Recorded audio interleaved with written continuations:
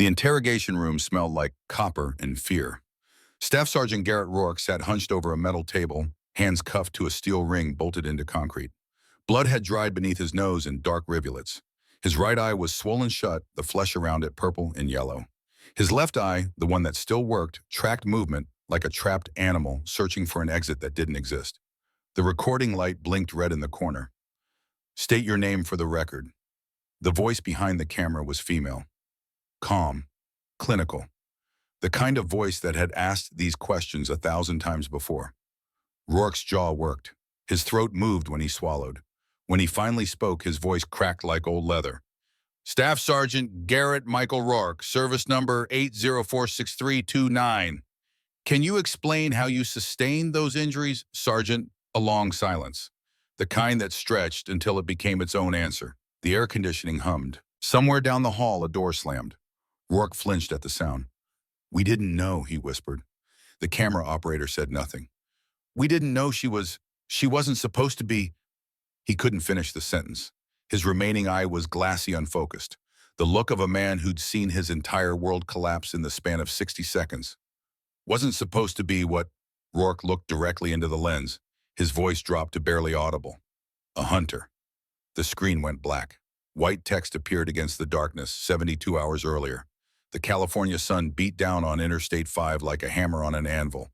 Heat shimmers rose from the asphalt in waves, distorting the horizon where Camp Pendleton sprawled across 18 miles of coastal real estate. January in Southern California meant 70 degrees and cloudless sky. Most of the country was buried under winter. Here the world burned bright and merciless. A silver sedan with Nevada plates merged onto the Stewart Mesa Road exit. No government markings, no military decals. Just another civilian vehicle in the stream of traffic that flowed past the base gates every hour of every day. The woman behind the wheel drove with her left hand loose on the steering wheel, her right resting on her thigh.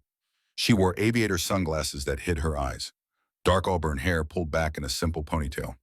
Jeans, gray t-shirt, running shoes. Nothing about her screamed military. Everything about her was military. Lieutenant Commander Sloan Maddox checked her rearview mirror out of habit. Clear. She'd been checking mirrors for the last 300 miles, not because she expected a tail, but because 26 years of life and 8 years of training had taught her that complacency killed faster than bullets. The memories came without invitation. 6 years earlier, Arlington National Cemetery, November rain. Sloan stood beside a flag-draped coffin, watching water bead on polished mahogany. She was 20 years old, fresh out of boot camp. Her dress blues were new enough to still smell like the factory. The fabric hadn't yet learned to conform to her body. Her brother lay inside that box. Corporal Dane Maddox, 24 years old, Marine Infantry, 2 tours in Afghanistan. Purple Heart, Combat Action Ribbon. A record that should have been the beginning of a long career. Instead, it ended in a bathtub in base housing at Camp Lejeune. Wrists opened by his own hand. A suicide note left on the counter that Sloan had memorized despite wishing she could forget. They said I was lying. They said decorated Marines don't do things like that. They said I should think about my career before I made accusations I couldn't prove. I can't live with the truth if no one will believe it. I'm sorry, Sloan. Tell Mom I tried. The chaplain spoke words that meant nothing. The honor guard fired their rifles into gray sky. The bugler played taps. 7 men in dress blues folded the flag with mechanical precision and handed it to their mother, who held it like it might bring her son back. Sloan stood at attention, dry-eyed, already making plans. 3 months later, she applied to NCIS. 6 months after that, she was accepted into their Special Activities Division. The people who investigated crimes inside the military that the military didn't want investigated. Dane's case file sat in a box marked closed. Insufficient evidence. No further action recommended. Sloan had spent 6 years learning how to reopen boxes like that. How to find evidence that didn't want to be found. How to make people tell truths they'd spent years burying. She was about to put those skills to use.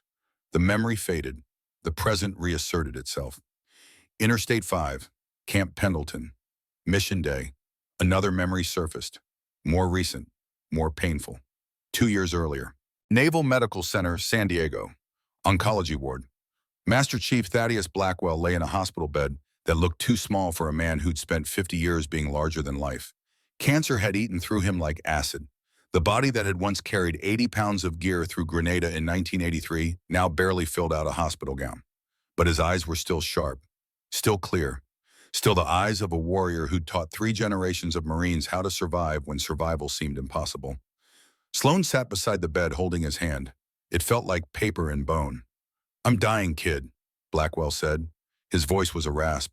The morphine made his words slow, but his meaning was diamond hard. "But you're not. You've got work to do." "Thorne, don't..." "Listen." He squeezed her hand with what little strength remained. "I spent 30 years trying to root out the rot. Started in '95, found a pattern at Camp Lejeune. Assaults, cover-ups, command, looking the other way. I reported it. They buried me, transferred me to recruiting duty in Nebraska, kept me away from anything that mattered until I retired."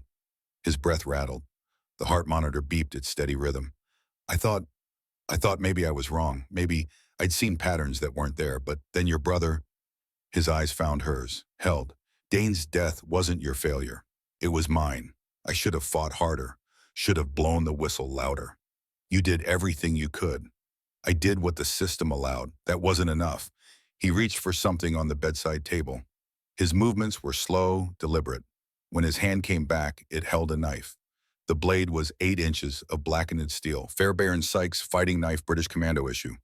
The kind of weapon that had been obsolete for 40 years, but still killed just as efficiently as the day it was forged. The handle was wrapped in worn leather. On the crossguard, barely visible, 3 words had been carved in letters so small you had to know they were there to find them. "Patience defeats chaos." "I carried this in Grenada," Blackwell said. "October '83. We were the second wave going into Point Salines. First wave got chewed up by anti-aircraft fire. Our Black Hawk took 3 rounds through the tail rotor. Pilot set us down hard in the jungle, 2 miles from our objective.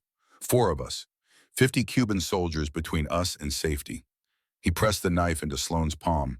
His fingers were cold. "I wanted to run, wanted to fight, wanted to do something. My sergeant grabbed me. Old hand from earlier conflicts. He said, 'Patience, Blackwell. Let them make the first move. Always let them reveal themselves. Because once they do, they can never hide again.'" We waited 6 hours, didn't move, didn't make a sound, and one by one those 50 soldiers walked past us. Never knew we were there. When the last one was gone, we walked to the beach. Extraction arrived 2 hours later. His breathing was labored now. Each word cost him. "That sergeant taught me something. Predators hunt by instinct, but hunters hunt by choice. Predators react. Hunters wait. When you go after them, and you will go after them, I know you remember that. Be patient. Let them reveal themselves.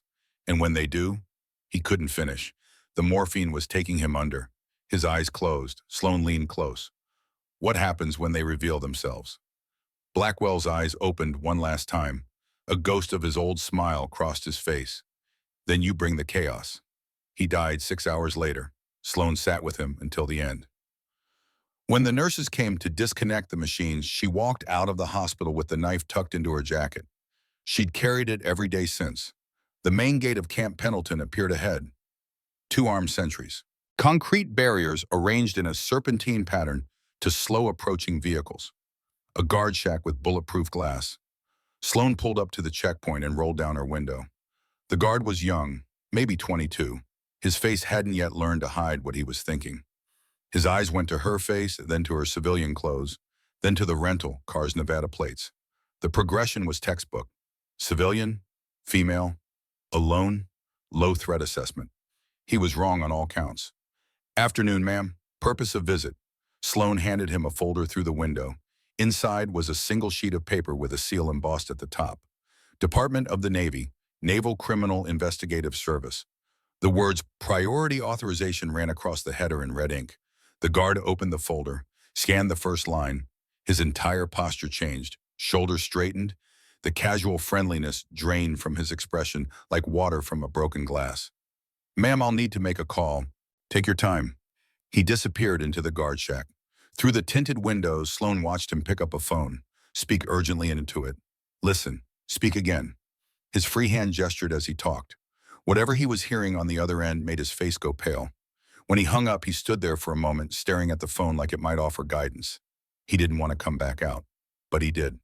"Commander Maddox," he handed the folder back through the window. His hand trembled slightly. "You're cleared for entry. Lieutenant Quinn will meet you at the Visitor Processing Center." A pause. Welcome to Pendleton, ma'am.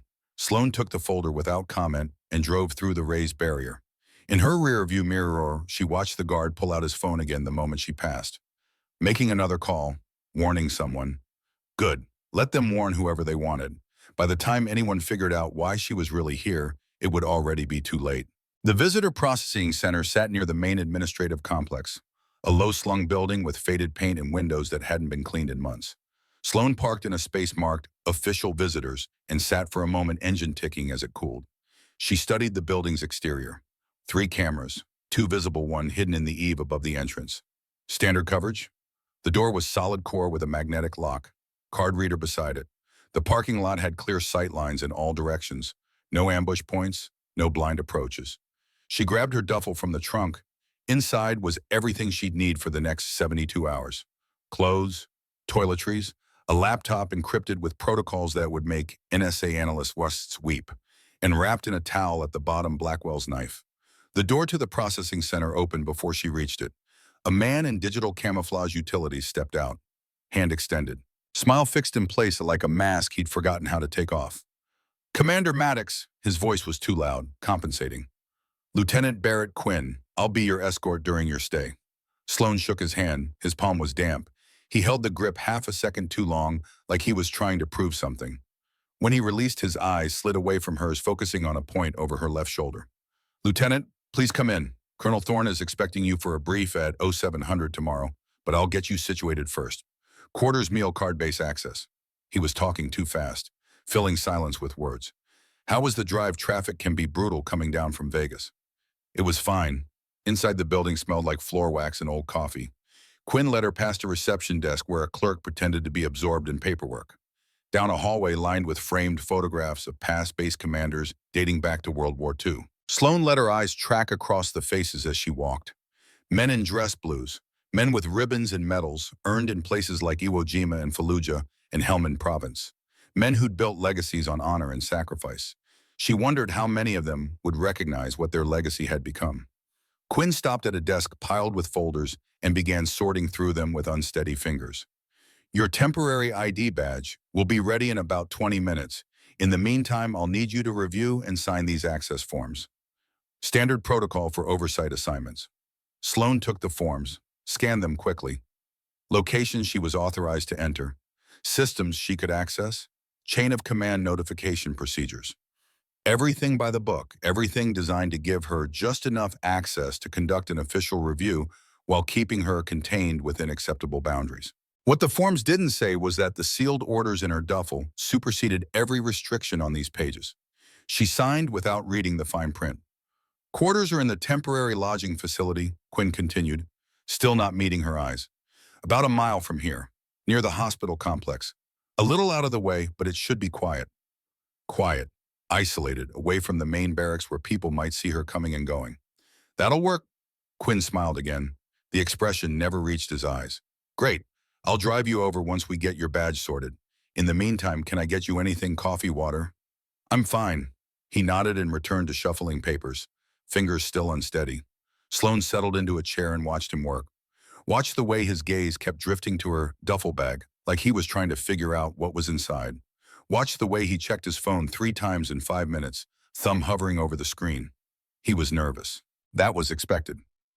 What was interesting was the specific flavor of his nervousness. This wasn't the anxiety of a junior officer meeting a senior officer. This was the anxiety of a man who knew something was wrong but couldn't quite identify the shape of the threat. The printer behind the desk whirred to life. Quinn retrieved a plastic ID badge and handed it over with the same forced smile. All set, Commander. If you'll follow me. The temporary lodging facility was exactly as isolated as Sloan had anticipated. A cluster of single-story units on the far edge of the base separated from the nearest occupied building by 300 yards of scrub grass and chain-link fence. Each unit had a small porch door with a keyed deadbolt and windows with curtains that hadn't been updated since the Cold War. Quinn pulled up outside Unit 12 and killed the engine. This is you. Keys are in the lockbox by the door. Code is 3792. Wi-Fi passwords on the desk inside. He paused, working up to something. Commander, if you don't mind me asking, what exactly is the scope of your assessment here? There it was, the question he'd been holding since the guard shack. Sloane turned to look at him directly for the first time, watched his throat work as he tried to hold her gaze and failed. Inner service combat readiness and integration protocols, she said. The official cover story straight from the paperwork. Standard oversight rotation. Right, of course. He nodded too many times. Well, if you need anything, my number's on the contact sheet in your welcome packet. Don't hesitate to reach out. She grabbed her duffel and climbed out without another word. Oh. Waited on the porch until his vehicle disappeared around the corner, taillights fading into the late afternoon glare. Then she went inside. The unit was exactly what she'd expected. Single room with a bed, a desk, a chair, and a bathroom barely large enough to turn around in. The air conditioning rattled but produced cold air. The windows faced east, which meant morning sun but afternoon shade. Sloane locked the door, checked the windows, swept the room for surveillance devices she didn't already know about. Found two. One camera in the smoke detector, one audio pickup in the phone on the desk. Both standard-based security, not targeted surveillance. She left them in place. Let them watch. Let them listen. By the time anyone reviewed the footage, it wouldn't matter. She unpacked methodically. Clothes in the small dresser, toiletries in the bathroom, laptop on the desk powered on but not yet connected to the network, and the knife unwrapped from its towel secured in a belt sheath that clipped inside her waistband at the small of her back. The handle was worn smooth from decades of use. The blade had been sharpened and resharpened so many times the original factory edge was just a memory. On the crossguard, those three words. Barely visible unless you knew where to look. Patience defeats chaos. Sloane ran her thumb along the engraving. Felt the ghost of Blackwell standing beside her, his voice low and gravelly in her memory. Let them make the first move. Always let them reveal themselves, because once they do, they can never hide again. She secured the knife and opened her laptop. The screen came to life, showing a desktop empty except for a single encrypted folder. She entered a 32-character password from memory and waited while layers of security peeled back one by one. When the folder finally opened, it contained a single document marked with seals that could end careers.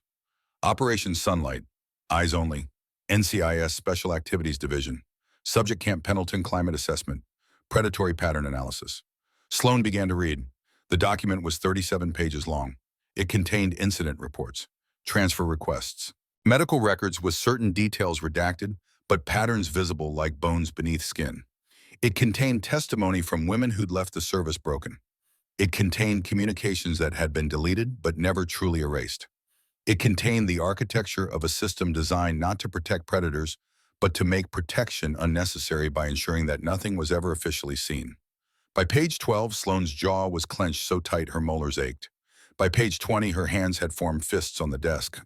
By page 37, she closed the laptop and sat in silence for a long time, breathing slowly, letting the anger settle into something colder and more useful. Then she opened a blank document and began typing her preliminary observations. Day 1. Initial assessment based security awareness. Moderate. Guard response time to classified orders suggests advanced warning protocols already in place. Primary liaison officer Lieutenant Quinn nervous. Evasive eye contact. Excessive courtesy masking anxiety. Possible knowledge of investigation parameters. Recommend surveillance. Physical environment isolated quarters consistent with segregation protocol. Suggests awareness of my presence unwelcome among certain command elements. Preliminary conclusion. Pattern recognition active. They know something is wrong. They don't yet know I'm the correction. She saved the file, encrypted it, uploaded it to a secure server that existed in no official directory. Outside, the sun was beginning to set. Orange and red painted the sky in shades that looked like fire seen through smoke. Sloane stood and moved to the window. Somewhere on this base were 4 men who thought they owned the spaces between the official and the unofficial. 4 men who'd learned that the uniform could be a license instead of a responsibility. 4 men who had no idea that 72 hours from now, they would be sitting in rooms very much like this one, trying to explain how their world had ended so fast they never saw it coming. She pulled the curtain closed and began to prepare for tomorrow. Morning formation happened at 05:30 while the world was still caught between darkness and light. Sloane stood on an observation deck outside the main administrative building, coffee in hand, watching 300 Marines move through their routines in synchronized chaos. They ran in formation, called cadence, filled the pre-dawn air with the sound of boots on asphalt and voices raised in unison. Most of them were good, Most of them were here because they believed in something larger than themselves. Most of them. Sloane's eyes tracked through the crowd until she found what she was looking for. Four men running together near the back of the formation. Not leading, not obviously shirking. Just occupying a space that put them close enough to observe without being observed. The one on the left was broad-shouldered, moving with the easy confidence of someone who'd never doubted his place in the world. The one beside him was thicker through the chest, with a boxer's build and a face that looked like it enjoyed violence. The third was lean with nervous eyes constantly scanning, holding a phone in one hand even while running. The fourth was younger, struggling to keep pace, trying too hard to match the other's stride. Staff Sergeant Garrett Rourke, Corporal Lucas Brennan, Specialist Owen Cavanaugh, Private Tyler Winslow. The Raptors. Formation broke at 0600. The Marines dispersed toward chow halls and barracks and duty stations. Sloane watched the four men peel off from the main group and head toward a different building entirely. A structure that sat on the far edge of the training complex, like a forgotten appendix. She checked her watch, noted the time, filed it away. At 0700 sharp, she presented herself at Colonel Marcus Thorne's office. The colonel's aide, a corporal who looked like he'd rather be anywhere else, ushered her inside without preamble. The office was exactly what Sloane had expected. Flags in the corners, plaques on the walls commemorating units and operations, a desk that had probably been issued during the First Gulf War and survived through sheer bureaucratic inertia.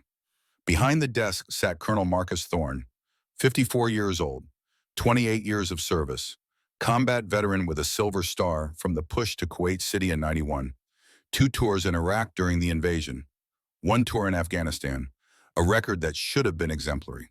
Should have been. Thorne stood when she entered, extended his hand. His grip was firm but not aggressive, professional but not warm. "Commander Maddox, welcome to Pendleton." A pause. "Coffee?" "I'm fine, sir. Have a seat." He gestured to a chair positioned deliberately to put the morning sun at her back, forcing her to squint or shift position. An old interrogation trick. Establish dominance through environmental control. Sloane sat without adjusting, let the sun burn into her shoulders, met his gaze without blinking. "I understand you're here for a readiness assessment," Thorne said, settling back into his own chair. "Inter-service integration protocols." "That's correct. Forgive me for being direct, Commander, but we've had 3 such assessments in the last 18 months. My staff is stretched thin as it is. I'm hoping we can make this as efficient as possible." Sloane pulled a tablet from her bag and placed it on the desk between them. "I'll need access to training schedules, unit rosters, and incident reports for the last 36 months. I'll also need authorization to observe live training exercises and conduct interviews with personnel across all ranks." Thorne's expression didn't change, but something behind his eyes shifted. A recalibration, a reassessment. "That's fairly comprehensive for a standard integration review." "I'm thorough." "Apparently." He leaned forward slightly. "Commander, I need to be frank with you. This base runs on trust. My Marines need to know that oversight is about improvement, not persecution. If they sense that someone's here looking for problems rather than solutions, morale suffers. Cohesion suffers. And when cohesion suffers, readiness suffers." There it was, the first gentle push, the suggestion that her presence was the problem, not whatever she might find. Sloane kept her voice level. "Colonel, I'm not here to damage morale. I'm here to ensure that the protocols we've established to protect our personnel are being followed. If they are, my report will reflect that. If they're not," she let the sentence hang, "my report will reflect that too." Thorne held her gaze for a long moment. Something flickered in his eyes when she mentioned protecting personnel. A micro-expression, recognition, guilt. He knew exactly why she was here. Then he nodded slowly and reached for his phone. "Corporal, get me the G3 shop. Tell them Commander Maddox will need access to our training databases." He hung up and looked back at Sloane. "You'll have what you need by this afternoon. In the meantime, Lieutenant Quinn will remain your liaison. If you encounter any issues accessing facilities or personnel, let him know." "Understood." "Good." Thorne stood, signaling the meeting's end. "Commander, one more thing." Sloane stood as well. "My door is always open. If you have concerns, bring them to me first. Chain of command exists for a reason." Another gentle push. Another attempt to establish control over information flow, to ensure that if she found something, he'd know about it before anyone else, which meant he already suspected what she might find. "I'll keep that in mind, sir." She left the office with Thorne's words echoing in her mind. Bring them to me first. The same thing commanders had been saying to investigators for decades. The same thing Dane's commander had probably said to the chaplain who first heard his complaint. The same thing that had gotten her brother killed. Outside, Lieutenant Quinn was waiting with a forced smile and a manila folder. Commander, your access credentials. You're cleared for most facilities on base. A few require escort, but those are marked in the documentation. Sloan took the folder, flipped through it, standard stuff, building access codes, computer login protocols, emergency contact numbers. I'd like to see the old recreation facility on the east side, she said. Quinn blinked. That's unrestricted. I can take you there if... Just need to know where it is. Right. He pulled out a base map, pointed. Here, it's mostly used for off-duty PT now. Not much happening there during duty hours. Good to know. Sloan took the map and walked away before he could offer anything else. She'd learned what she needed from that exchange. Quinn knew the facility mattered. He just didn't know that she knew. The rest of the morning was spent in a windowless office in the G3 shop, scrolling through 3 years of training records and incident reports. To anyone watching, she looked like exactly what her cover story suggested, a by-the-book officer checking boxes on a compliance audit. But Sloan wasn't reading for compliance. She was reading for pattern. Incident Report 2019-0847. Female Marine reports hostile work environment in Bremen. Command recommends informal counseling. Case closed. Transfer request 2022-0034.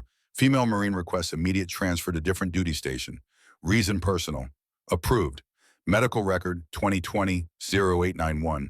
Female Marine treated for training-related injuries. Bruising consistent with impact trauma.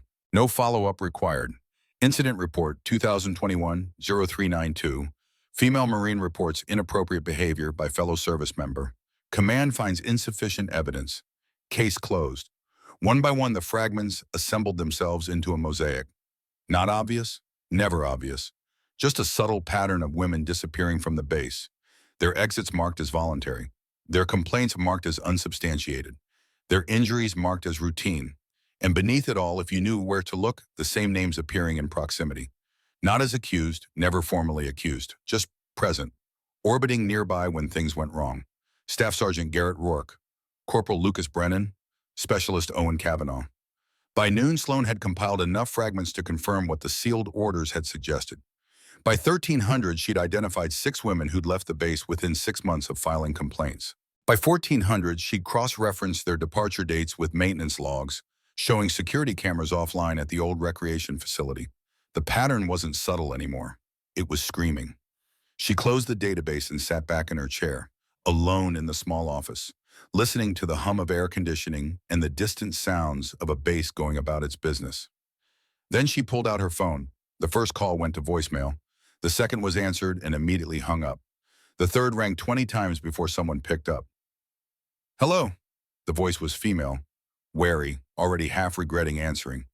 Is this Briar Montgomery? A pause. Calculation happening on the other end of the line. Who's asking? My name is Commander Sloan Maddox. I'm calling from Camp Pendleton. I understand you were stationed here until... I know where you're calling from. The voice had gone flat, dead. And I'm not interested. Ms. Montgomery, I understand you left the service after... I said I'm not interested. Whatever report you're filing, whatever box you're checking, do it without me. I'm done with all of it. I'm not here to check boxes. Sloan kept her voice steady, calm, the way you'd speak to someone standing on a ledge. I'm here because I believe you, and I'm here to make sure it doesn't happen to anyone else. Silence on the other end, not the silence of someone who'd hung up, the silence of someone deciding whether to hope. They told me no one would believe me, Briar said finally. Her voice was barely above a whisper. They told me it was my word against theirs, against decorated Marines with combat records and commendations.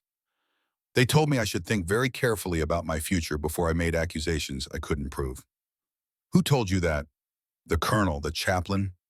My own company commander. A bitter laugh. Everyone except the people who should have been listening. I'm listening now. Another long pause. Sloan could hear breathing on the other end, could hear the war happening inside this woman's head.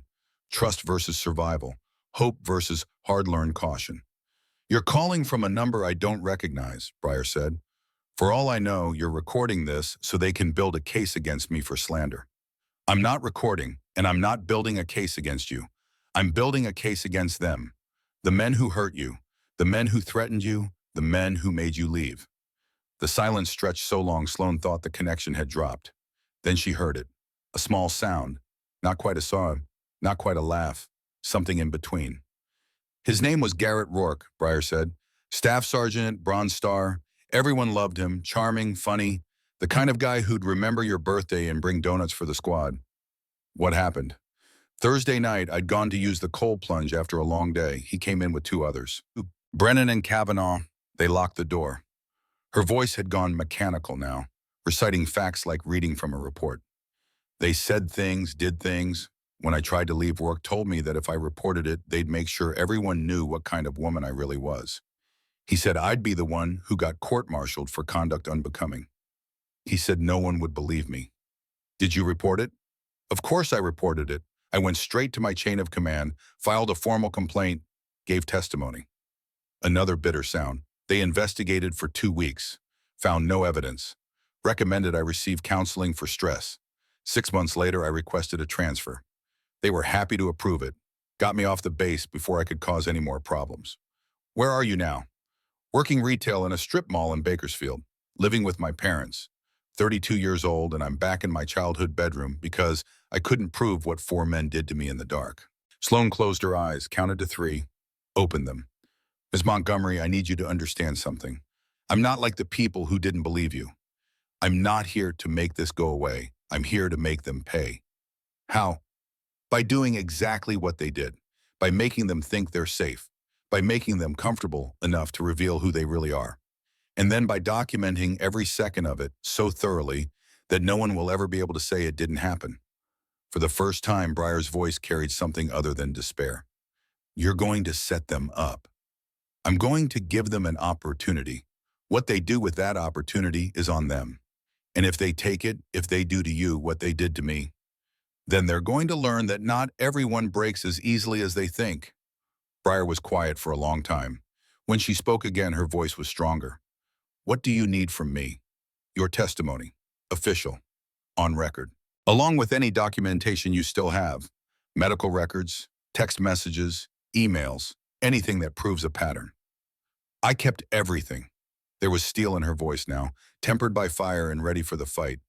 Every email, every text, every photo of every bruise. They told me to delete it all. I told them I did. A sound that might have been a smile. I lied. Can you send it to me? Sloane provided an encrypted email drop. Ms. Montgomery, this is going to get loud. When it does, they're going to come after you. They're going to call you a liar. They're going to try to discredit everything you say. Let them try. Breyer's voice was iron now. I've been waiting 2 years for someone to give a damn. If you're that someone, I'll walk through hell to help you. You might have to. Good, because hell is exactly where they belong. The call ended. Sloane sat in the silence of the small office. Then she made the next call. By evening, she had spoken with 4 survivors. Each conversation followed the same terrible rhythm. Initial wariness, gradual trust. Then the flood of details they'd been holding behind crumbling dams for months or years. Addison Blake, 24. Still on base. Still seeing her attackers every day in the chow line. Still flinching when doors closed too loudly behind her. Her voice over the phone was quiet, controlled. The kind of control that came from practice. From having to hold yourself together in public while everything inside was screaming. I can't use elevators anymore, Addison said. Can't be in any enclosed space with men I don't know. Last week I had a panic attack in the supply closet because someone closed the door behind me without warning. Tell me what happened. Thursday night, 8 months ago, I'd stayed late at the gym, wanted to use the cold plunge to help with muscle recovery. The facility was supposed to be open until 2200. A pause. Breathing. Rourke came in first, said he didn't realize anyone was there, started making small talk, asked about my training, my unit, normal stuff. Then Brennan showed up, then Kavanaugh with his phone out saying he was just recording a workout video for Instagram. Her voice cracked. I knew something was wrong. The way they positioned themselves. Rourke by the door, Brennan between me and the exit. But I told myself I was being paranoid. These were Marines, decorated NCOs. They wouldn't. What happened next? Brennan grabbed my arm. Not hard at first, just enough to keep me from leaving. Rourke locked the door, and Kavanaugh kept filming while they said things, did things. And the whole time Winslow stood outside the door, keeping watch, making sure no one interrupted. Did you report it? The next morning went straight to my company commander. He listened, took notes, said he'd look into it. A week later, he called me back. Said the investigation found insufficient evidence, that it was my word against 3 decorated Marines. He suggested I might have misinterpreted friendly banter as something more sinister. Suggested I talk to the chaplain about stress management. Sloane's grip tightened on the phone. The worst part, Addison's voice was barely audible now. I still see them every day. They smile at me in formation. Rourke asked me last week if I was feeling better. Like nothing happened. Like they didn't destroy my ability to feel safe in my own uniform. That's about to change, Sloane said. How can you be sure, Bahan? Because I'm not bound by the same rules they use to protect themselves. And because I don't care about being liked or fitting in or playing politics. I care about justice. Addison was quiet for a moment. When I heard someone fought back last night, when I heard the rumors about someone putting Rourke and Brennan in the infirmary, I didn't believe it. I thought it was just wishful thinking. It wasn't, Sloane said, and it's not over. The next call was to Rhea Sullivan, 22 years old, 3 weeks removed from her assault. Her voice shook throughout the entire conversation. They said I wanted it, Rhea whispered, said I must have been asking for it by being there alone at night. But I wasn't alone. There were other people in the building. I thought I was safe. You were never safe, Sloane said. Not because of anything you did, but because they chose to be predators instead of protectors. I sent you photos. Did you get them? I did. Purple and yellow handprints, defensive wounds on your forearms, bruising consistent with restraint. My company commander said those could have come from training, from combatives drills. He said unless I had proof it was intentional assault, there was nothing he could do. He was wrong, and he's about to find out exactly how wrong. By the time Sloane finished the 4th call, the sun had set completely. Her quarters were dark except for the glow of her laptop screen. She sat in silence for a long time, letting the weight of those conversations settle. 4 women, 4 stories. Same pattern, same predators, same system that enabled them. She opened her laptop and began compiling everything into a single encrypted file.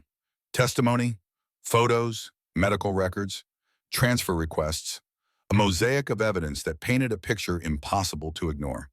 Then she accessed a server that didn't officially exist and began her real work. The file directory appeared on screen, labeled with an innocuous name that would mean nothing to anyone who stumbled across it. But Sloane knew what she was looking for. She entered a series of credentials, waited while security protocols verified her identity, 3 layers deep, 4, 5. The folder opened. Inside were 83 video files, each one time-stamped, each one labeled with a cryptic alphanumeric code, each one a piece of evidence that Chief Master Sergeant Victor Creed had been collecting for 4 years. Sloane opened the first file. The video quality was surprisingly good. Professional camera work, stable footage, someone who knew what they were doing. The location was the cold plunge room at the old recreation facility. The timestamp read 2021-06-17-22-34-18. 3 men entered the frame, 2 in PT gear, 1 holding a phone. A woman was already in the room, early 20s, athletic build. She turned when she heard them enter, smiled, said something Sloane couldn't hear because the video had no audio. Then the smile faded. Sloane watched for 30 seconds, saw enough to understand. Closed the file with her jaw clenched so tight her molars ground together. She didn't need to watch the other 82 videos. She understood the system now. Victor Creed wasn't just protecting predators, he was documenting them, recording their assaults, keeping the evidence as leverage, as control, as an insurance policy that ensured no one under his protection would ever turn on him, because doing so would mean destroying themselves. It was brilliant in its cruelty, diabolical in its simplicity, and it was exactly what Sloane needed to burn his entire operation to the ground. She copied the folder to 3 separate encrypted drives, uploaded it to 2 different secure servers. Then she composed a message to Commander Alara Voss at JAG.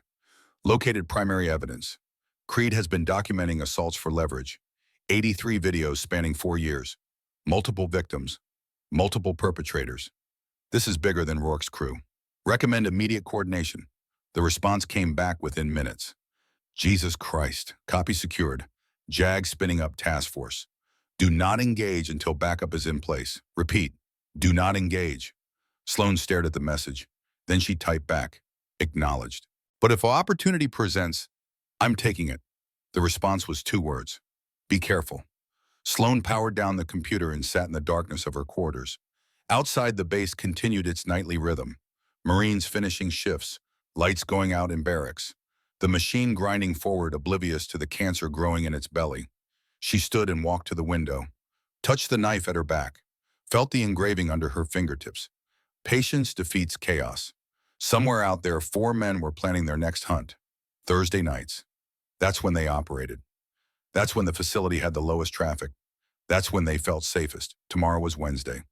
She opened the encrypted folder one more time, scrolled through file names until she found something that made her stop. She opened it. Inside was a document that looked like a journal. 6 months of entries, dates, names, locations, details that were too specific, too consistent to be fabricated. Tyler Winslow had been documenting everything, and according to the last entry dated 3 days ago, he wanted out. Can't do this anymore. Saw Kavanaugh show the new LT at Supply some of the videos. Bragging, said there are officers involved too. Field grade, maybe higher. If I report it, Rourke said I'm dead. If I don't, I'm complicit. Don't know what to do.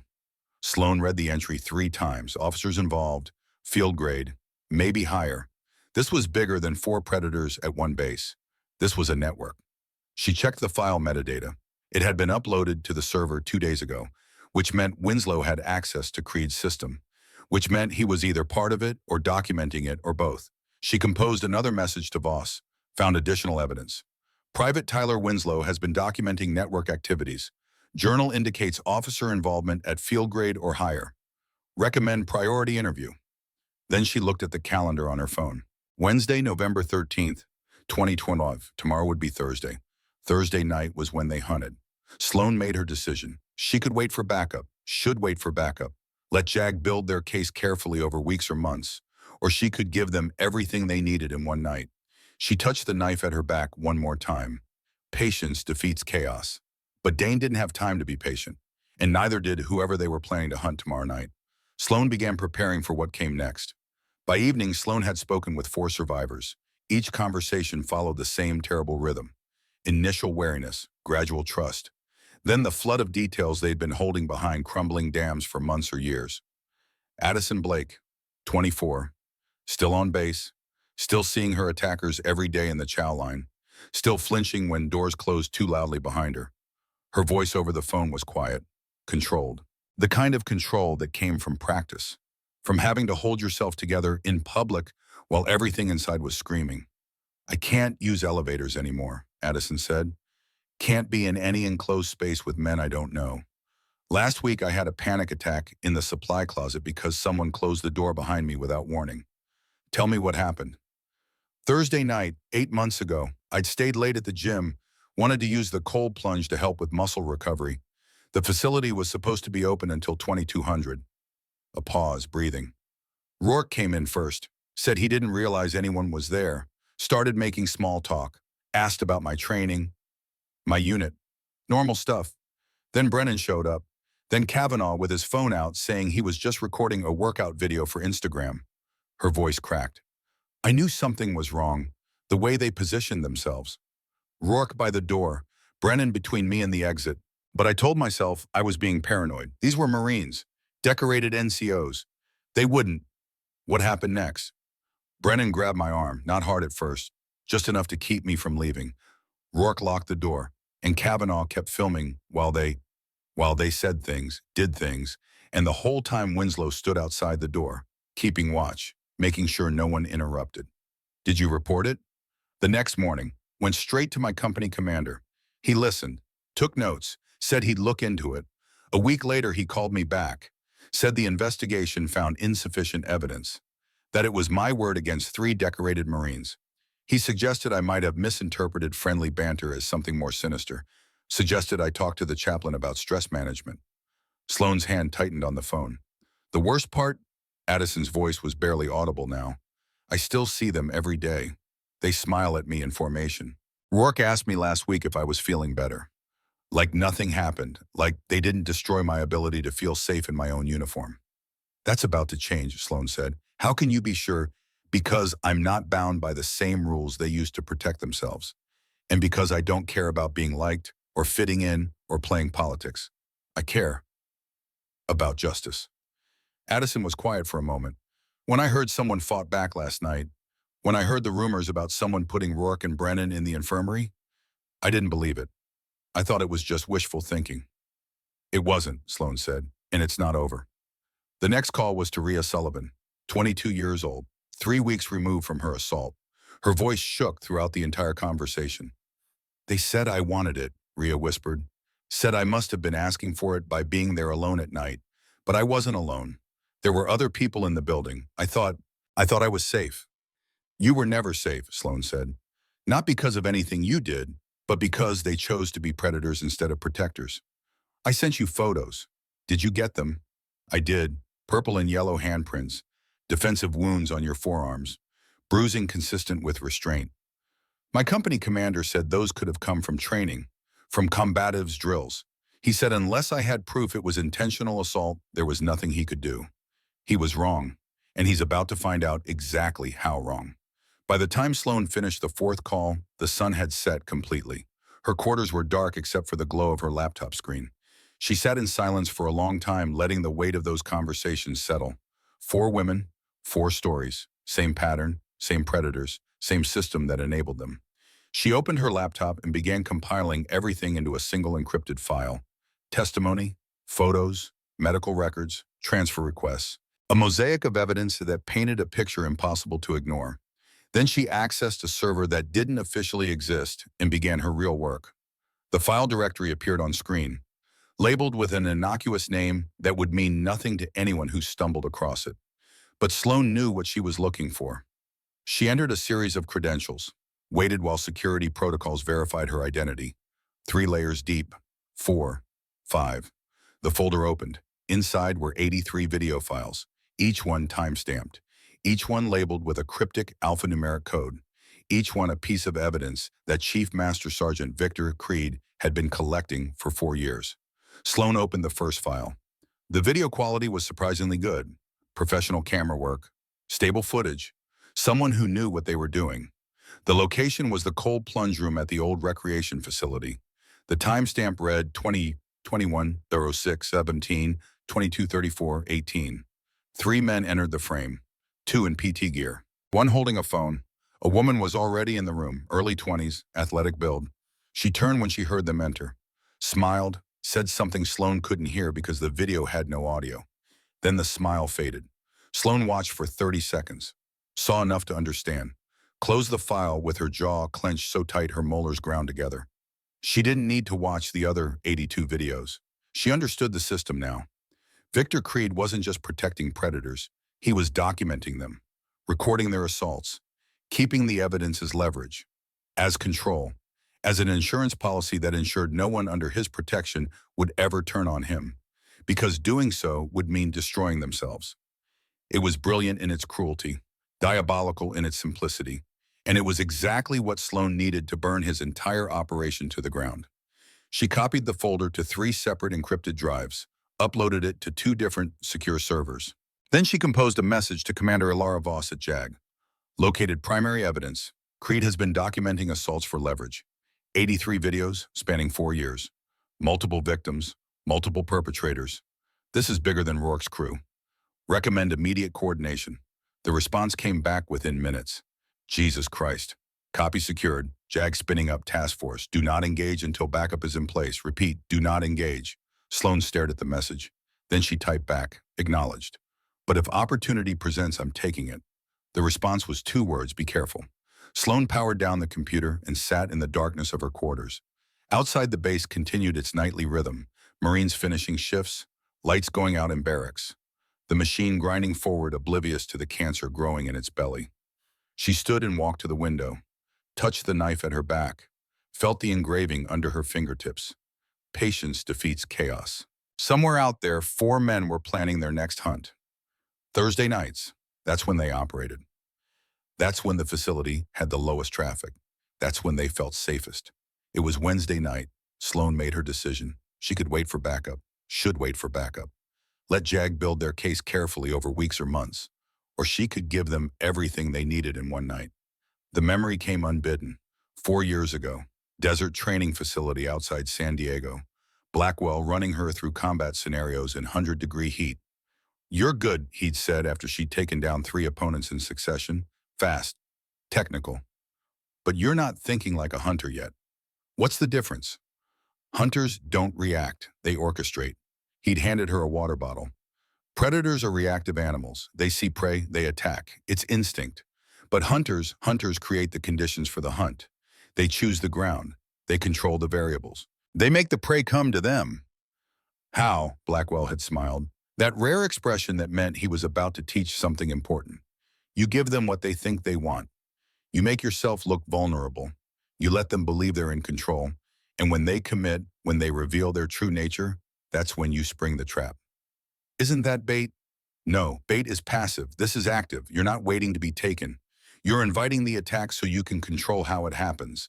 There's a difference between being a victim and choosing to appear as one." The memory faded. The present reasserted itself. Sloan knew what she had to do. At 2100 hours, Sloan dressed carefully. Athletic shorts, sports bra, navy t-shirt, running shoes. She looked like someone planning a late workout. Someone who didn't know the unwritten rules about where women should and shouldn't be after dark. She clipped the Fairbairn Sykes knife inside her waistband hidden beneath her shirt, placed a button-sized camera on her collar disguised as a name tag backing, activated a voice recorder in her phone, and slipped it into a small bag with a towel and water bottle. Then she sent a message to Commander Voss. "Going dark. Protocol red line active. If you don't hear from me in 2 hours, execute contingency." The response was immediate. "Negative. Stand down. Backup ETA 6 hours." Sloan looked at the message for a long moment. 6 hours. By then another Thursday would have passed. Another opportunity for them to strike. Another potential victim.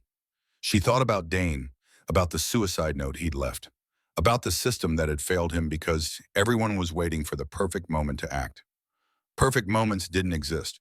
There were only moments you chose to seize or let slip away. She turned off her phone and left it in her quarters. The walk to the old recreation facility took 15 minutes. The base was quiet at this hour, most personnel either in their quarters or at the enlisted club. The few people she passed barely glanced at her. Just another officer getting in some evening exercise.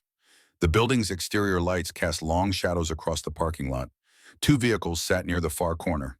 A truck and a sedan, both with base decals, both empty. Sloan paused before entering, checked her watch.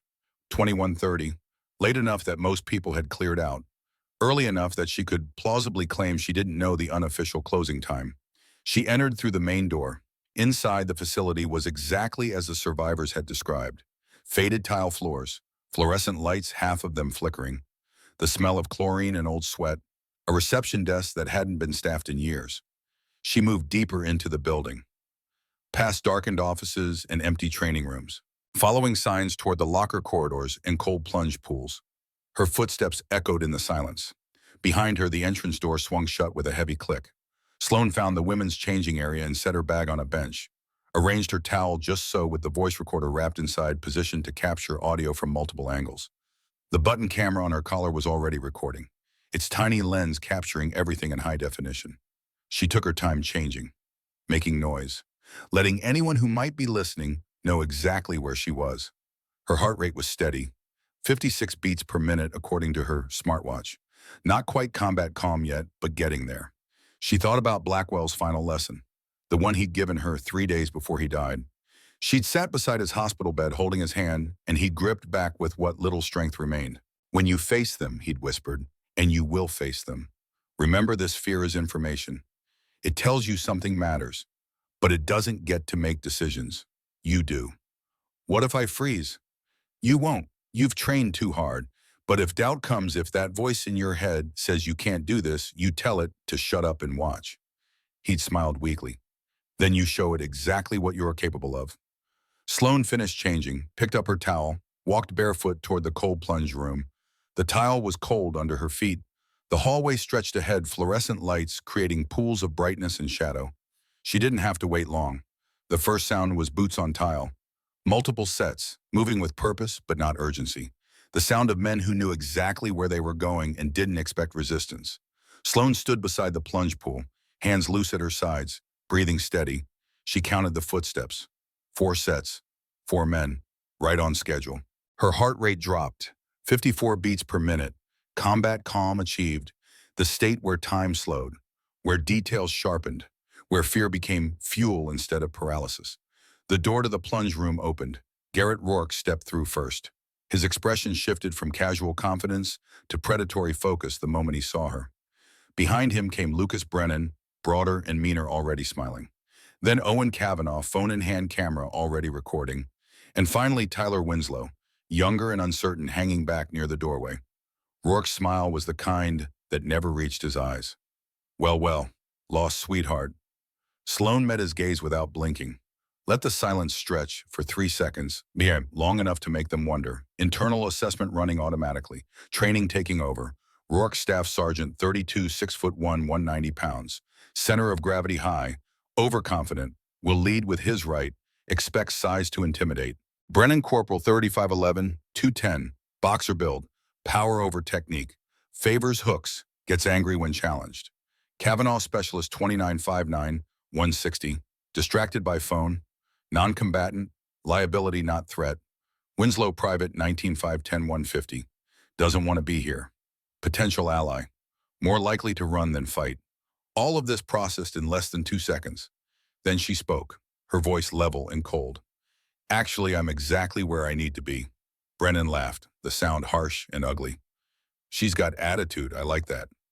Facilities closed after 2200, Rourke said, still smiling, taking a step closer. Didn't anyone tell you? I must have missed that in my welcome packet. You missed a lot of things. Another step. He was 3 meters away now, close enough to crowd her personal space, far enough to maintain plausible deniability. Brennan moved to flank her on the left. Cavanaugh stayed near the door, phone up, recording this. Sloane tracked their positions without moving her head. Rourke at 12 o'clock, 3 meters. Brennan at 10 o'clock, 2 meters. Cavanaugh at 9 o'clock, 4 meters. Winslow at the door, 5 meters. She had the pool at her back. Only one exit. 4 men between her and freedom. They thought they had her cornered. They had no idea they were the ones trapped. It's sort of an after-hours thing, Rourke continued. Unofficial policy, you understand? I understand perfectly, Sloane said. Her hand drifted toward the knife at her back. Not drawing it. Not yet. Just touching it. Feeling the leather-wrapped handle. Feeling Blackwell's presence like a ghost standing beside her. Patience defeats chaos. Not yet. Let them cross the line first. Let them commit. Let them reveal themselves so completely that no lawyer, no sympathetic commander, no institutional protection could save them. Rourke took another step. 2 meters now. Close enough that she could see the calculation in his eyes. Close enough that he thought he had her. You know, he said, voice dropping to something meant to sound friendly, you really shouldn't be here alone this late. Dangerous. Never know what might happen. There it was. The threat disguised as concern. The predator's calling card. Brennan's hand closed on her shoulder. The legal threshold crossed. Unwanted physical contact. Witnessed. Recorded. Incontrovertible. The attack had been coming. Sloane had seen it in his body language. In the way his weight shifted forward in the microsecond before he moved. In the slight tensing of his shoulders that telegraphed his intention. She'd been waiting for it. Preparing for it. Every nerve in her body coiled like a spring compressed to its limit. His hand closed on her bare shoulder. Skin on skin, fingers digging in with intent to restrain. Sloane moved. Her left hand snapped up. Not a slap, not a push, a strike. Fingers rigid like a blade. Driving into the cluster of nerves at the base of Brennan's wrist, exactly where the radial nerve ran closest to the surface. The strike was precise, surgical. 8 years of training compressed into a single motion executed with perfect biomechanics. His grip spasmed open involuntarily. The radial nerve screaming messages of pain and confusion to a brain that couldn't process what had just happened. Before his hand had fully released, before the neurons had finished firing, before his conscious mind could begin to respond, Sloane was already transitioning to phase 2. Her right elbow came up and around in a tight arc. No wasted motion. Pure efficiency. The point of her elbow, the hardest part of the human arm, drove into the brachial plexus. That cluster of nerves above the collarbone that controlled his entire right arm. The impact was perfect. 8 pounds of pressure per square inch focused on a target the size of a quarter. The nerve cluster short-circuited. His entire right side went dead. The arm hung useless signals from brain to muscle, severed as effectively as if she'd cut the wires. His eyes went wide, shock registering, pain following a microsecond behind. But Sloan was already moving to phase 3. She caught his now useless right arm with both hands, used his own forward momentum against him. Basic judo principle, executed with combat efficiency. His mass plus his momentum became her weapon. She pivoted, hip connecting with his midsection. His 210 pounds suddenly weightless as physics took over. Leverage defeating strength. And then she drove her knee up and forward. Not wild, not rushed, controlled, targeting his solar plexus. That cluster of nerves behind the sternum where a solid impact could temporarily paralyze the diaphragm. The air left his lungs in an explosive rush, his body's automatic response to sudden trauma overriding everything else. She maintained control of his arm, twisted him around, used his body as both shield and battering ram, and drove him backward toward the concrete edge of the plunge pool. The impact was precise, calculated. The back of his skull connected with the pool's edge with a sound like a hammer hitting meat. Not hard enough to kill, hard enough to render him unconscious or close to it, hard enough to remove him from the fight completely. Brennan collapsed, body going slack, one hand trying to cradle both his head and his dead arm simultaneously. Gasping, semi-conscious, no longer a threat.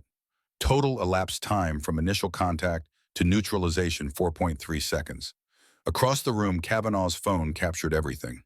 Somewhere on a live stream, Sloan had set up through a backdoor connection, Briar Montgomery was watching. Watching someone fight back. Watching someone win. Watching proof that resistance was possible.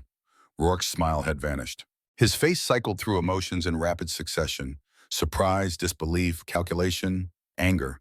Then he lunged. No technique, no training, just raw aggression born from years of getting away with violence because he was bigger and stronger than his victims.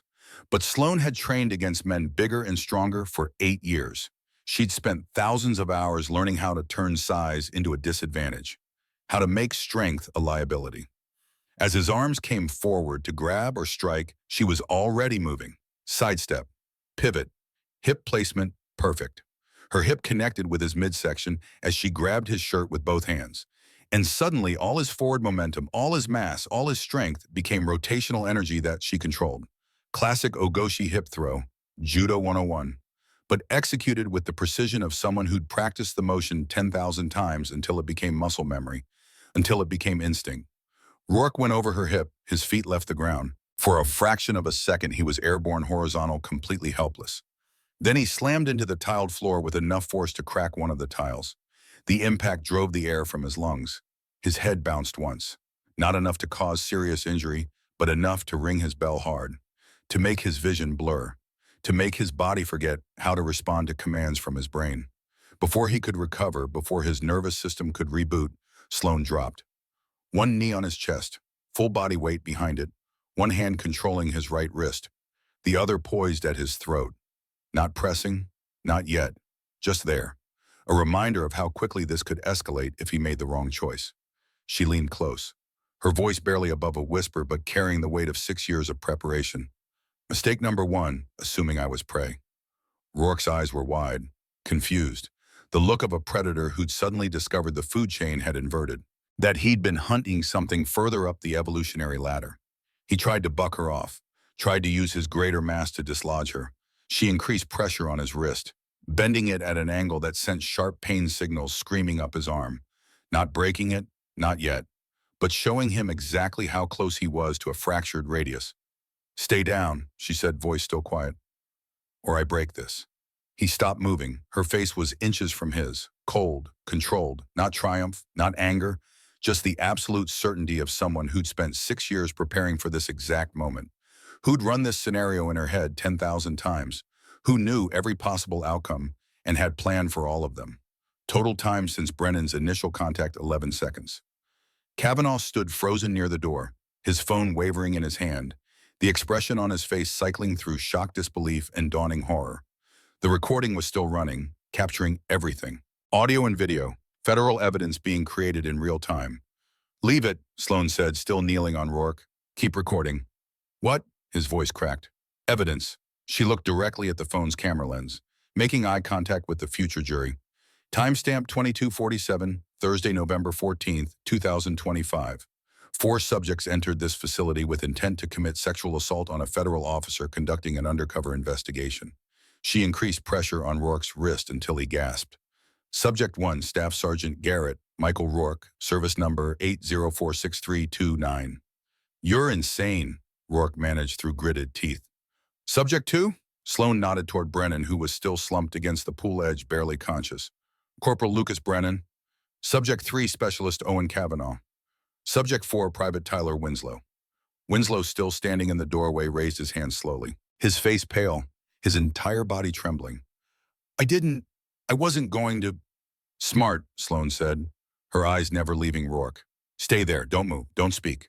She released Rourke's wrist and stood in one fluid motion, putting 3 meters of distance between herself and the 3 threats, still mobile, maintaining visual contact with all of them, positioning herself so the pool was no longer at her back. Rourke stayed on the floor, cradling his arm, his face flushed with humiliation and rage, and the slowly dawning realization of what had just happened to his life.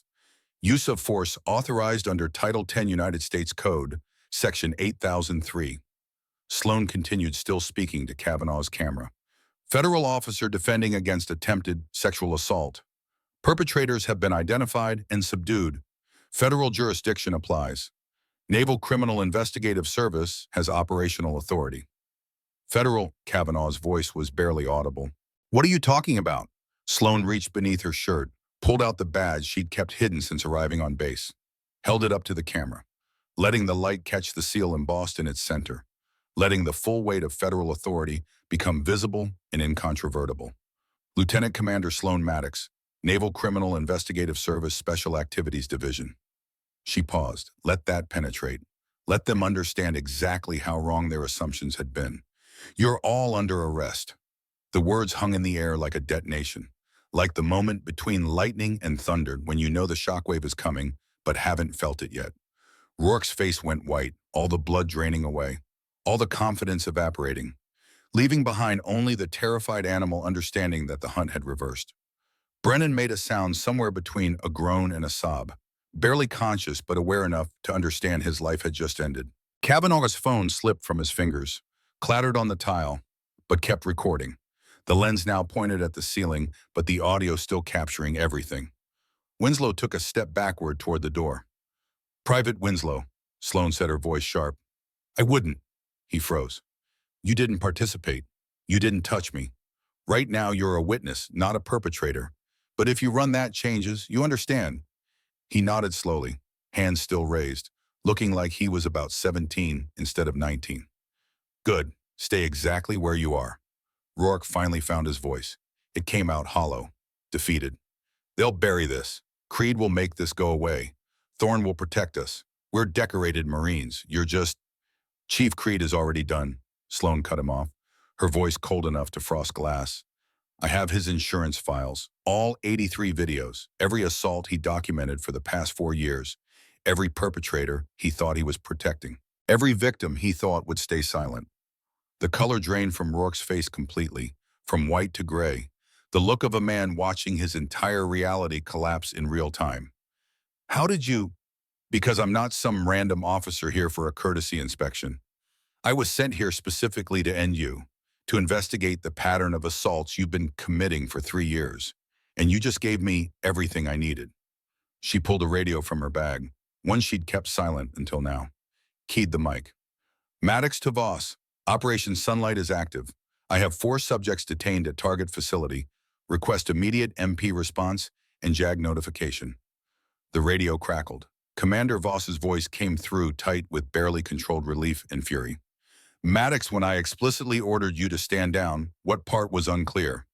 The part where someone else became a victim while we waited for the perfect moment that doesn't exist, ma'am.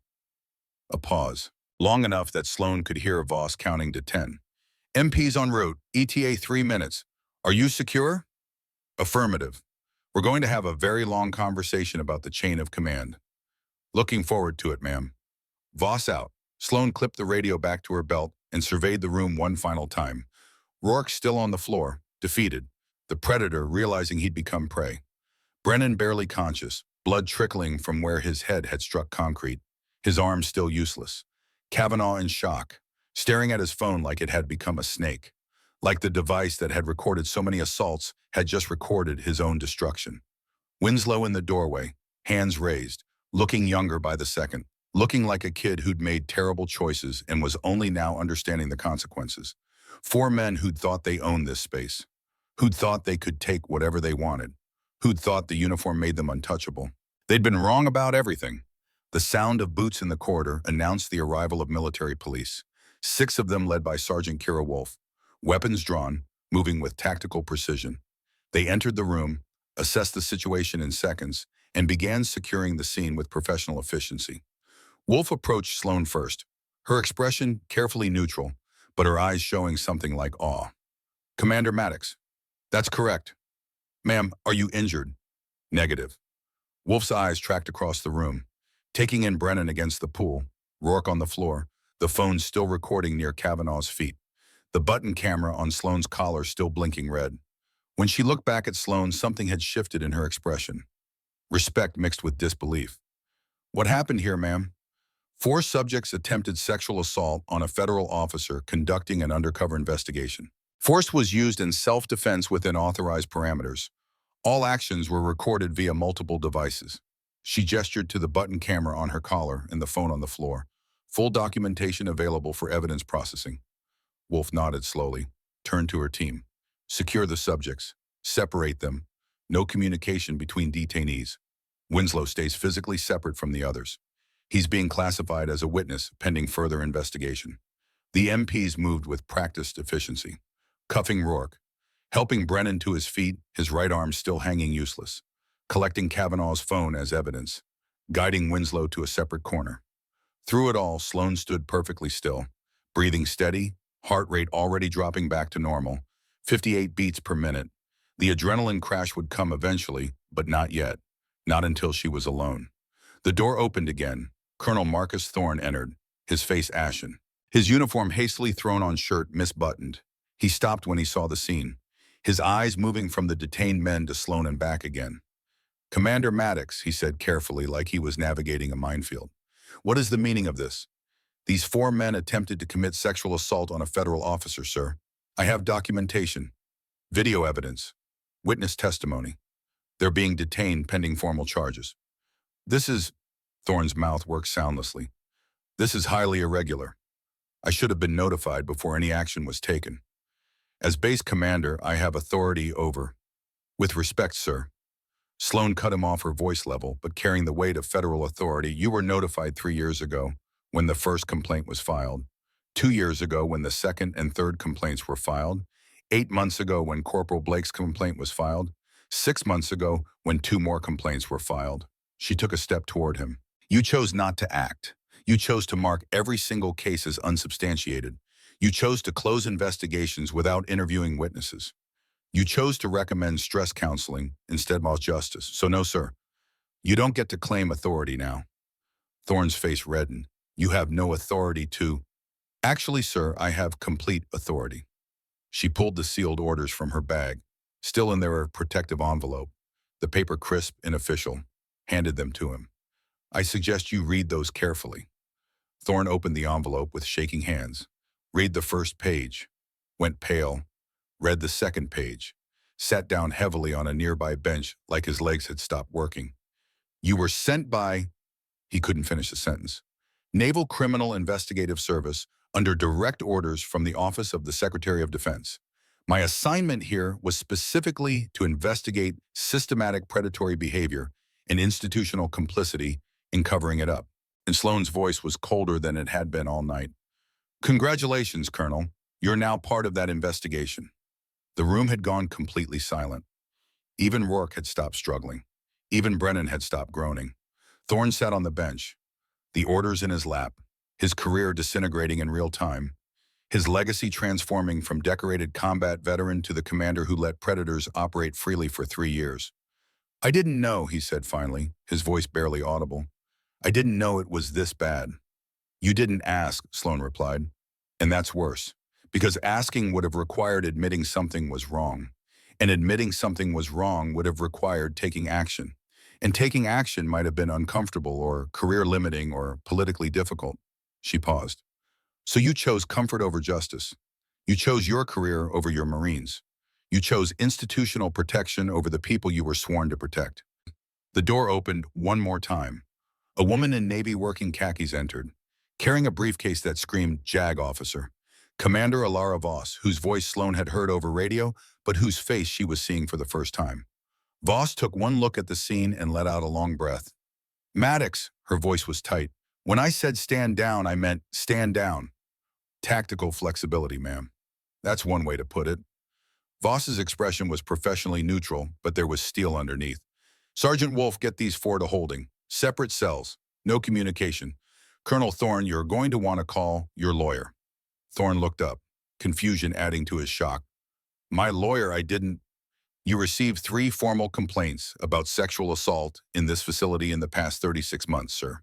You marked each one as unsubstantiated and closed the cases without proper investigation. That's dereliction of duty at minimum. Possibly obstruction of justice depending on what we find when we dig deeper."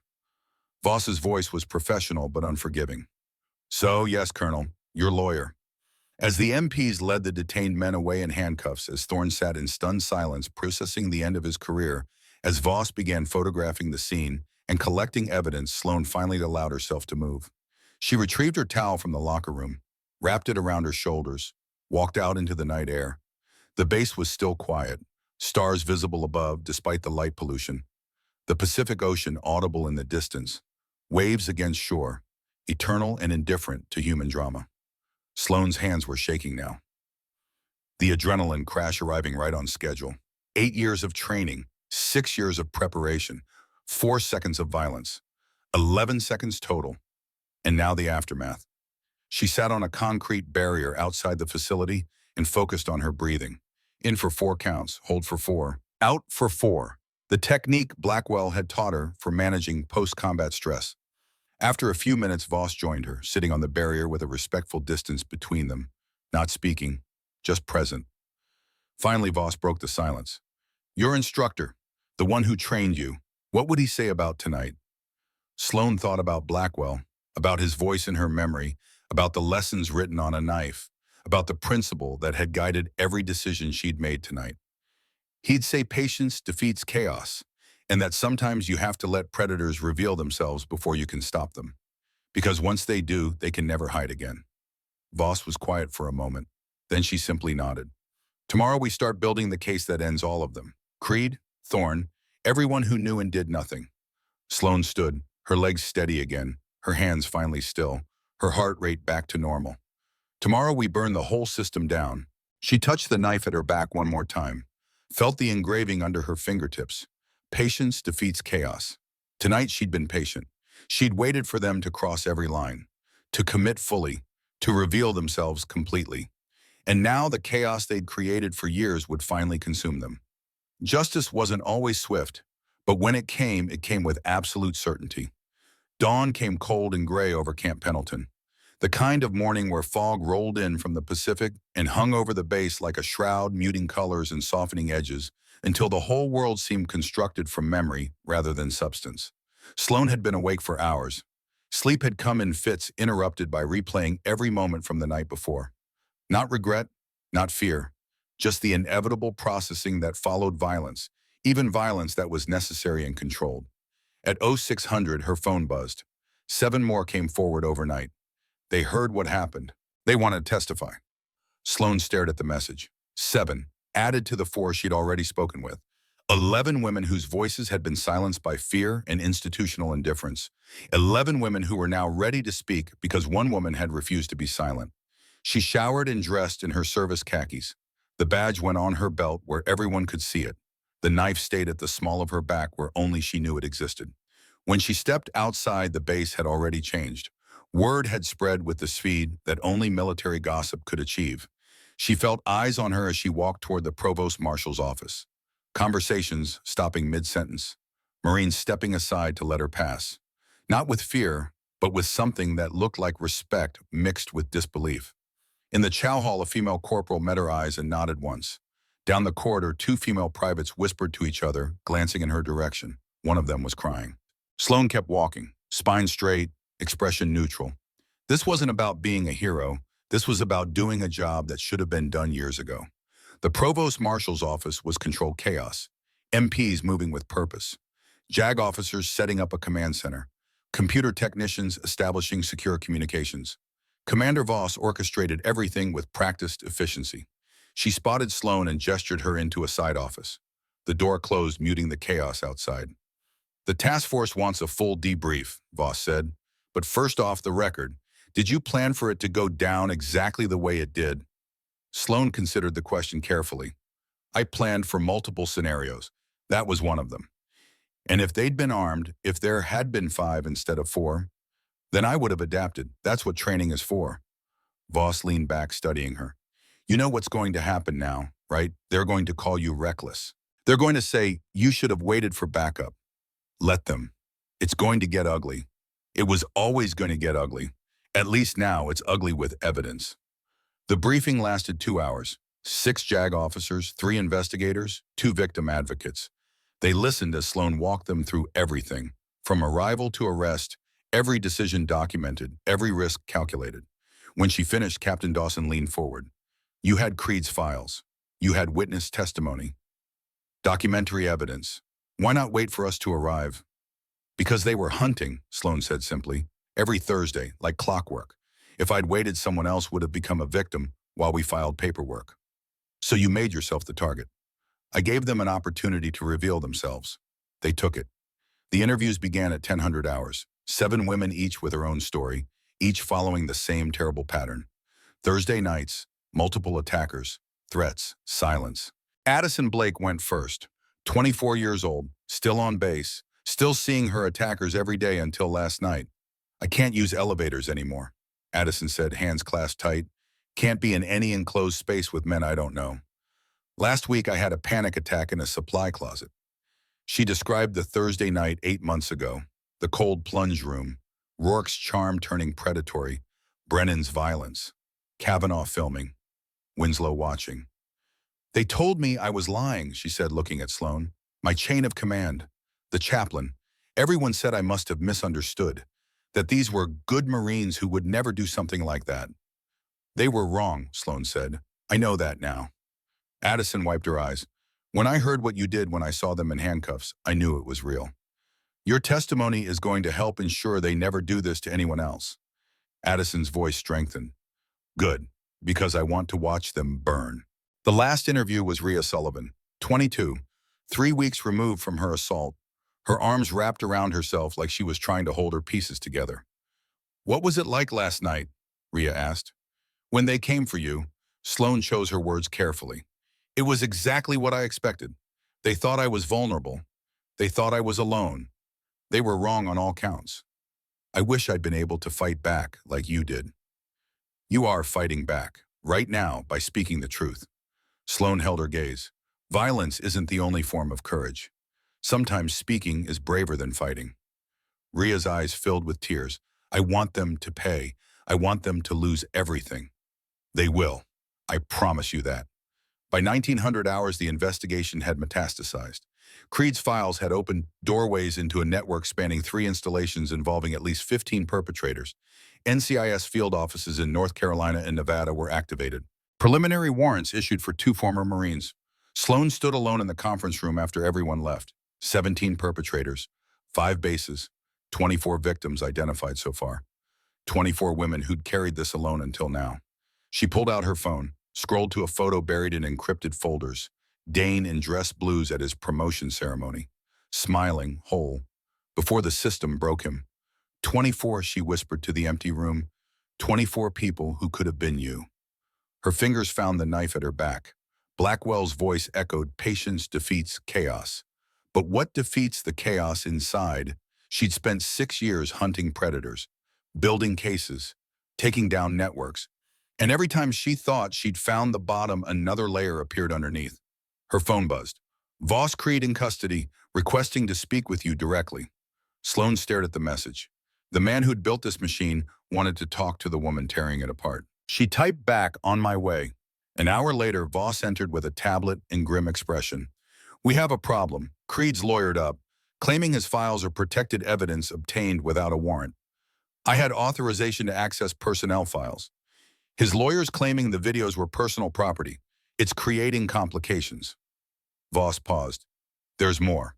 Quinn, he's the insider who disabled the Brig cameras.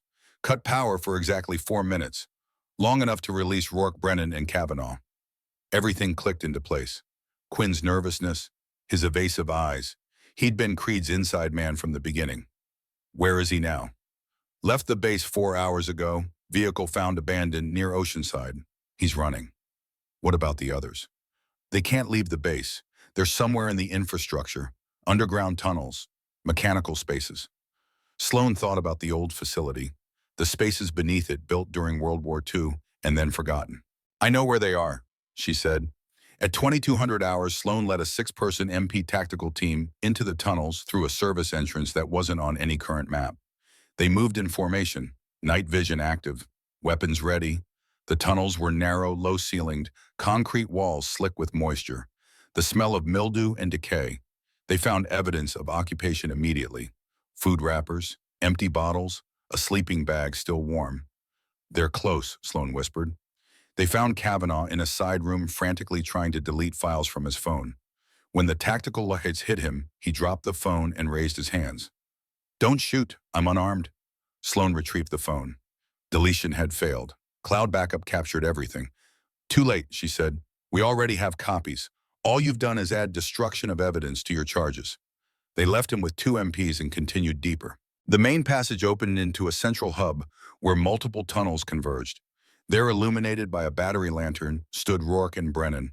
Rourke's back was to a server room door, the old equipment that had stored Creed's files, the evidence they thought they could still destroy. "Commander Maddox," Rourke said, "came to finish the drawing." Sloan raised her weapon. Red laser dots painted Rourke's chest. "It's over, you're surrounded, hands up, on the ground." "Quinn was supposed to get us out," Rourke said, voice hollow. "Where is he?" "Already in custody. Gave up Creed. Gave up Thorne, gave up you, 20 minutes after we picked him up trying to cross into Mexico." Rourke's face went slack. "No. Everyone's selling everyone out now," Sloan said. "That's what happens when the system breaks." Brennan's eyes darted between the MPs and the tunnel. Calculating odds, realizing they weren't good. "You said no one would find out." Brennan's voice cracked. "You said Creed would protect us, but she proved it. She documented everything. And now we're going to spend the rest of our lives in prison because you convinced us we were untouchable." "Shut up," Rourke said, but Brennan dropped to his knees, hands on his head. "I'm done. I surrender." The MP team moved forward, securing Brennan while keeping weapons trained on Rourke. 2 more MPs emerged from a side passage, cutting off escape. Rourke looked around the chamber, saw the walls closing in, saw his future collapsing into a cell. Finally, he raised his hands. "I want a lawyer," he said quietly. "You'll get one," Sloan said, "right after you spend the night in a cell thinking about every woman whose life you destroyed." They cuffed him and let him out. As they emerged into the night air, Sloan saw dawn beginning to break over the Pacific. Somewhere 11 women were waking up knowing their attackers were finally in custody with no chance of escape. Voss appeared beside her holding coffee. "You look like hell." "I feel worse, but we got them, all of them. This is going to get bigger before it's done. Are you ready for that?" Sloan thought about the women she'd interviewed, about Rhea and Addison and Breyer, about the ones who hadn't come forward yet but might now. "I'm ready." 3 hours after the tunnel arrest, Sloan stood outside Creed's holding cell. Through reinforced glass, she watched him sit on a metal bench. Hands cuffed, orange jumpsuit, the architect of a decade-long network reduced to prisoner number 4729. He looked up when the door opened. His eyes met hers. "Commander Maddox." His voice was calm, almost friendly. "I wondered when you'd come." "I'm not here to talk," Sloan said. "I'm here so you can see the face of the person who ended you." "Ended me," Creed smiled. "You think this ends with me? This is bigger than 4 idiots at Pendleton. The system that let me operate for 10 years isn't going anywhere." "Maybe not, but you are. 20 years, 25. He leaned forward. "I'll be 76 when I get out. You'll still be hunting, still finding new networks, still realizing that every time you cut off one head, 2 more grow back." Sloane's fingers touched the knife at her back. You're right about one thing. I'll still be hunting. But here's what you don't understand. She stepped closer to the glass. Every network I dismantle, I learn. Every predator I take down, I get better. And every victim who speaks because I proved it's possible makes the next hunt easier. She turned to leave. You didn't end me, Creed. You ended yourself the moment you thought you were untouchable. That evening, Sloan drove to Arlington National Cemetery. Section 60, row 15, plot 847. Dane's headstone was simple gray marble. Corporal Dane Maddox, beloved son, brother, Marine. She knelt in the grass, pulled Blackwell's knife from her jacket, laid it on the granite just for a moment. They went down Dane, all of them. Rourke, Brennan, Kavanaugh, Creed, Thorne, Quinn, 17 more across 5 bases. Her voice was steady. It won't bring you back. But maybe it means the next person who speaks up won't be told they're lying. The knife gleamed in fading sunlight. She picked it up, returned it to her jacket. I'm not done. There are more out there. I'll find them. I promise. She stood, walked back to her car. Tomorrow she'd fly to Fort Hood. But tonight she'd given Dane what he never got in life, justice. 6 weeks later, the courtroom was silent as the judge read the verdict. Rourke stood at attention, his face carved from stone, his military career ending with the words that would follow him for the rest of his life. Guilty on all counts. In the gallery, Rhea Sullivan reached for Addison Blake's hand. Briar Montgomery closed her eyes and breathed. 7 other women who had testified sat together, a united front of survivors who'd refused to be silenced. The sentencing came down like hammer blows. 12 years for Rourke, 10 for Brennan, 6 for Kavanaugh, all with dishonorable discharges, all with registry requirements that would mark them as predators for life. Sloan stood in the back of the courtroom as the judge's gavel fell. The numbers meant less than the faces in the gallery. Addison turned in her seat, found Sloan's eyes mouthed 2 words. Thank you. Sloan shook her head slightly. No thanks needed. This was debt, not charity. Debt to Dane. Debt to every person the system failed. Rhea was crying, not from trauma, from relief. The kind that only comes when you're finally believed. That was worth more than any verdict. Sloan slipped out before anyone could approach. She'd done what she came to do. The rest was theirs to carry forward. Victor Creed's arraignment happened 72 hours later. Sloan watched via encrypted video feed from 35,000 feet already en route to Texas. Creed sat in chains. His lawyer argued for bail, citing 30 years of distinguished service. The prosecutor stood and listed 83 counts of conspiracy to commit sexual assault, 17 perpetrators, 24 victims identified. Evidence so overwhelming the defense had already floated plea discussions. The judge set bail at $5 million cash. Creed's face never changed, but as they let him out, his eyes found the camera, found Sloan through the lens. She met his gaze, didn't blink, didn't smile, just watched until the door closed behind him. Predators eventually learned what prey always knew: the hunt only ends when the hunter decides it ends. Creed's hunt was over. At Camp Pendleton, the old facility had been renovated. A bronze plaque on the wall read, "For those who survived and those who spoke, your voices matter." In memory of Master Chief Thaddeus Blackwell and Corporal Dane Maddox, who taught us to fight for justice. Sloan didn't attend the dedication ceremony. She was already at Fort Hood, walking across the parade ground with her go-bag over her shoulder, past Marines who saluted without knowing why, past buildings that held secrets she would uncover. She pulled out the knife one last time, ran her thumb over the engraving. Patience defeats chaos. Blackwell's voice echoed in her memory. Let them reveal themselves, because once they do, they can never hide again. She'd been patient. She'd let Rourke's crew reveal themselves. And when they did, she'd brought the case. Somewhere on this base, another woman was afraid. Another predator thought he was safe. In her pocket, her phone buzzed. A text from Addison Blake. We unveiled the plaque today. Wish you'd been there. Thank you for teaching us we could fight back. Sloan typed a reply. You taught yourselves. I just showed you it was possible. She secured the knife at her back and headed toward the admin building. The work wasn't done. It would never be done. But every predator she brought down, every victim who found their voice, every system she forced to confront its rot, was another step toward the world Dane had deserved to live in. A world where speaking the truth didn't cost you everything. A world where the uniform meant protection, not predation. That world didn't exist yet. But Sloan Maddox would keep building it one case at a time until her last breath. And if that made her a hunter instead of a hero, so be it. Predators needed hunters, and she was just getting started.